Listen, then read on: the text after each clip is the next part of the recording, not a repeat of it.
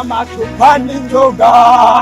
Abanyagihugu bangaha barankunda cyane kuko ndi umuntu ashwashwanukira bo. Tukaba twongeye kubaha ikaze kuri urubuga rwa Kidingi Comedy. Hama uyu mugabo mubona bamwitwa Wanzeze. Wanzeze akongera atumenyesha yuko kuva yubatse atakibonda arigera aronka. Wanzeze akaba yizera Imana yuko azoronka ikibondo. Uyu mugabo tukaba twagiye turamumenye mu bintu byo guca imigani, akaba ariwe Murundi wa mbere agucira umugani akongera akanawusigura. Uyu mugabo Wanzeze akavuga yuko guca umugani ari kimwe, usigura kandi ari kindi. Uyu mugabo Wanzeze akaba aba mu ntara ya Burunga, ubu akaba ari komine Rumonge. Uyu mugabo Wanzeze akavuga yuko abene igihugu bose bamukunda cyane, yuko atamwene igihugu amufitiye urwara. Abanyagihugu bangaha barankunda cyane kuko ndi umuntu ashwashwanukira bose. Wanzeze akaba ari umuntu akunda kuganira cyane kandi agateramisha n'abantu.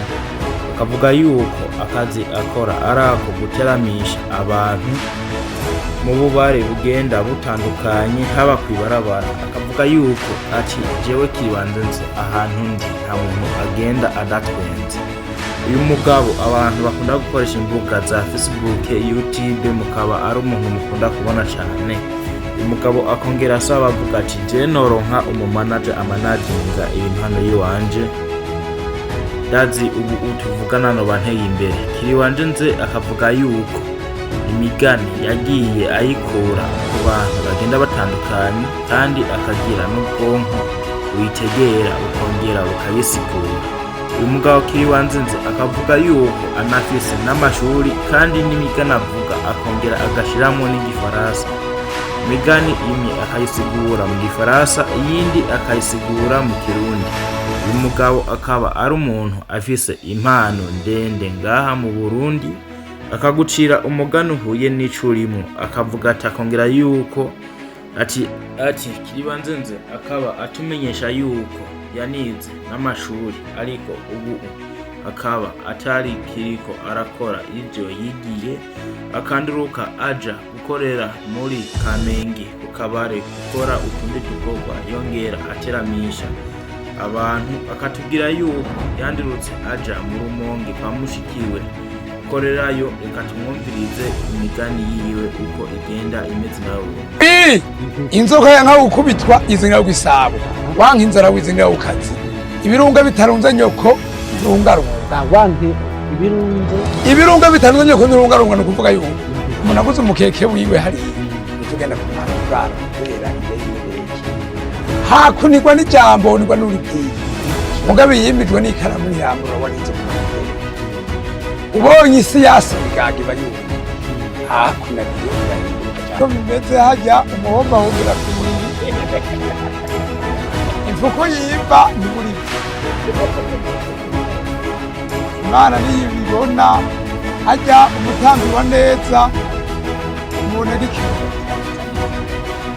Ibikorwa bijyanye n'iregranje. Umwana w'ubwenge yumvira mu nduru. Ruvuga impende isanga ibiti byose bimereye. Aro badupfane bigira induru. Akaje umuganga n'igasibira ubuzima.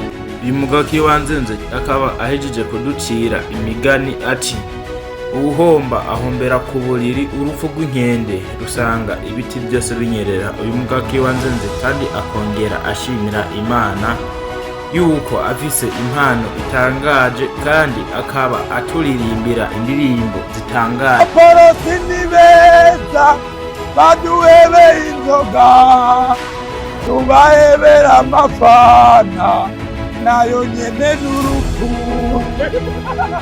Bareke bagende kuvumba, bareke bagende kuvumba, bareke bagende. Itwashika muri tiribine hazonye uwaterere. Bareke bagende kuvumba, bareke bagende. Itwashika muri tiribine hazonye uwaterere. Bazosigara bajarajara, azohagarara ku bicu, amagara bamukoreye, ariko banyamujigani. Bazosigara bajarajara.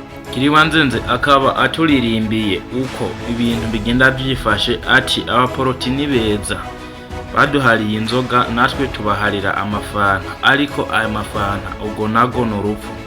Uyu mugabo Yakiri wanzeze akaba afise inkuru nyinshi zitangaje kandi nyinshi cyane ziryoheye ijisho. Wewe uriko urudukurikirana kanda subscribers, aha niho ikiganiro cacu tugisozereye, tubandanye tubategurira inkuru zigenda zitandukanye z'uruhererekane. Raba ukandi subscribers ukore na partage na jeme naho ubutaha.